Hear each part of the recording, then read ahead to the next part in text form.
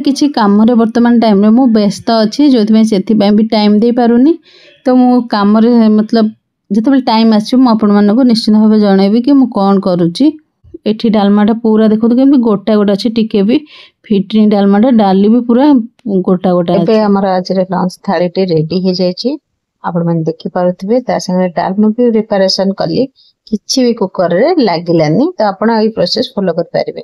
एबे मु प्रिपरेशन करूची सकाळ रो ब्रेकफास्ट तापरे लंच भी एका संगे संगे प्रिपरेशन करदेवी आउ वर्तमान जेहेतु नवरात्र चलती घरे तो सब सादा खाଇବା चलती किंतु हाँ हमर किछि प्रॉब्लम पई आपनकर कार कार रिक्वेस्ट भी आसीथिला नवरात्र पूजा वगैरह शेयर करबा पई किंतु हाँ किछि प्रॉब्लम पई घरे किछि प्रॉब्लम चली जोदि पई माने पूजा हरिका हबनी घरे सेथि पई एथर मु ना गणेश पूजा कर पाली ना वर्तमान नवरात्र करि पारुची तो एथर मु माता को बसैनी घरे आउ अधा पर जानिक हमर पूजा पूजा स्टार्ट हम तो अधारू बसाते कि ना मुझे जानी तो से एथर बिल्कुल भी माता को बसैनी घरे आउ तो से केवल फास्टिंग जहाँ करी एबे वर्तमान देखंतु एबे मु ब्रेकफास्ट आज तैयारी करूची आलू पराठा।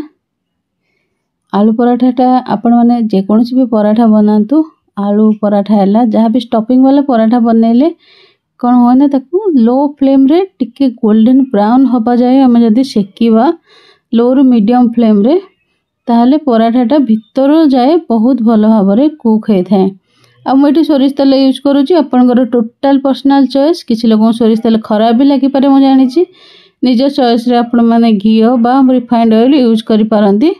तो मुझे आलू और पियाज रो दीटा जाकर पराठा एठी प्रिपरेशन करुँची घरे ब्रेकफास्ट रे खाइबा पई।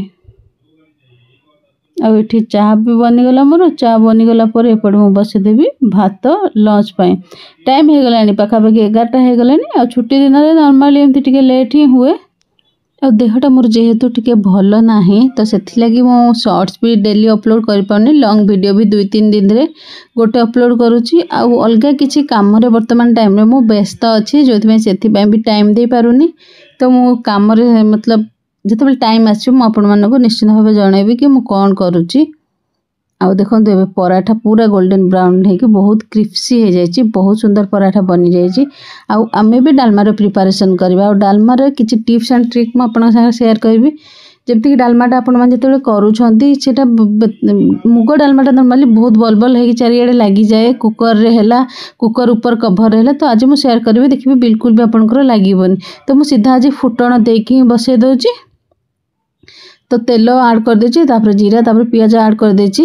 देखो एठी तो नवरात्र नॉर्मली पियाज रसुन खाआंतिनी किंतु आमे खाउछु आउ एठी तेजपत्र ऐड कर देछि टमाटो ऐड कर देछि तापर अदा भी टिके ऐड कर देछि अदाटा ऐड कले बहुत भलो लागे कि तो डाइजेशन पाई भी भलो सेकेंड रे बास्ना भी बहुत भलो आसे।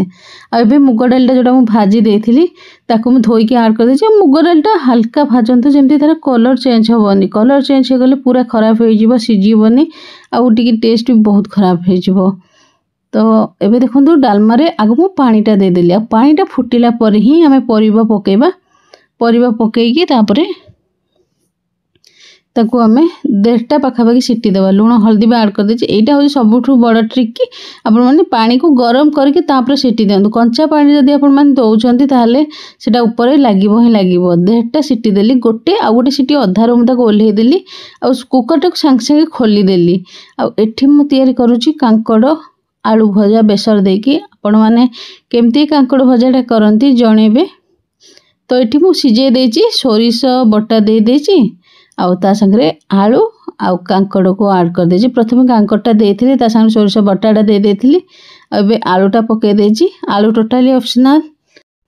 हाँ मु कहली एठी लोक 9 दिन पाखापाखि फास्टिंग करंती आउ 9 दिन जाए पियाज रसुण भी जो माने माता घरे बसंती पियाज रसुण भी खाती नहीं मु किंतु फास्ट डे लास्ट रे फास्टिंग करे किसी लोग 2 दिन फास्टिंग करंती फास्ट डे माने फास्ट ना नवमी दिन तो एमती ही चले तो समस्त निजर इच्छा के एमती कौन करती कि हाँ ये कंपलसरी आम जमी माणबसा लोक घरे करती एठी लोग कंपलसरी सेमती माता को बसाती 9 दिन काल। तो एठी देखंतु एठी डालमाटा पूरा देखंतु केमती गोटा गोटा अच्छी टिके भी फिटनी डालमाटा डाली भी पूरा गोटा गोटा अच्छी। तो आमे बेर फुटण दबा एथिरे जीरा गुंड अल्प टिके ऐड कर दउछि प्रथमे फुटण तो ऑलरेडी दे सारी खाली लास्ट को टिके छुंक लगेबा रेस्टोरेंट स्टाइल आम लास्ट को खाली टिके तार तड़काटा लगेबा। तड़का लगाइए मुझे नहीं गुआ घी गोटे चमच आड करदे से जीरा और काश्मीरी लाल मिर्च पाउडर आड करदेवी। आदि आपे हिंग अच्छी आड करदे हिंग स्टार्टिंग रू भी आड करें। तो एमती भाव में तड़का लगेना आपण मैंने चाहिए सुखिला लंका भी आड करेंगे। मुझे तो खाइबार सुखिला लंका व्यवहार कैनि से मु स्किप कर दूसरी। देखो ये जीरा और काश्मीरी लाल मिर्च पाउडर एवं मु आड कर आ गत थर मुझे सांगरे शेयर करी नवरात्र पूजा वगैरह सेटा मुझे वीडियो रे लिंक करदेवी आपण मैंने चाहिए देखिपारे। एथर तो मुझे जेहेतु करनी तो एथर मुझे सांगरे शेयर कर पारुनी। तो ये डालमाटा मोर रेडी हो गला। आउ भजाटा आमर 90% सीझीगला से समय सोरिषटा भी से सीझी जाइए एका सांगे। सोरिष को कषिबा भी दरकार नहीं सेमती केवल मु सोरिष को आड कर देथिली। आबे देखंतु केवल तावारे जीरा फुटेकी तेल रे जीरा फुटेकी से भजाटा को मु भाजी नउची। तो एतिकी इजी सोरिष दिया भजाटा भाजीबाटा। आपण मैंने एटा केमती मसला देकी भाजंती कि सोरिष मु बेले बेले मसला देकी भी कषा कर दी कांकड़ को। किंतु आज मु भजा कर बहुत दिन पर आज यहाँ सोरिष भजाटा करेसी। बेसरटा आगुरी बाटिकी रखी तो कम तो किसी आसलानी कहीं नॉनवेज खाଇବା बंद होगा नॉर्मल माछ फाचर सोरिषटा यूज हुए। तो से सोरिष देकी भाजीदेली। सोरिष भजा भी घरे मोर बहुत हुए कांकड़टा सोरिष देकी भजा। तो देखो ये डालमा आ भजा रेडी हो जाए। आज लंच पूरा रेडी हो जाए। लंच को सर्व कर नवा। हाँ आउरी गोटे आइटम बाकी रही जाए सेटा होची बैगन दही बैगन प्रिपरेशन करी। दही बैगन तो बैगन मुझे सेकिकी रखी आप सेकी पारे ना छाणी पारे।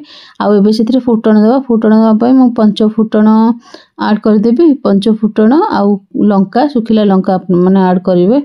आ सब बेले गोटे जिनस आप लक्ष्य करेंगे दहीटा को केते भी से जो फुटण देवे सेटार पकेबेनी कहीं एक्सट्रा गरम हो जाए। तो से फुटण मुझे ठंडा दही रे पके देइछि। आउ एबे देखो बैगन को एथरे ऐड करदेबा। आ लुण आपण मैंने एथरे ऐड करदेबे लुण आ भजा जीरा गुंड एदिके ऐड करदेले दही बैगन पूरा हमर रेडी हो जाइछि। आ आम एबे सर्व कर नबा हमर खाइबा आजिर।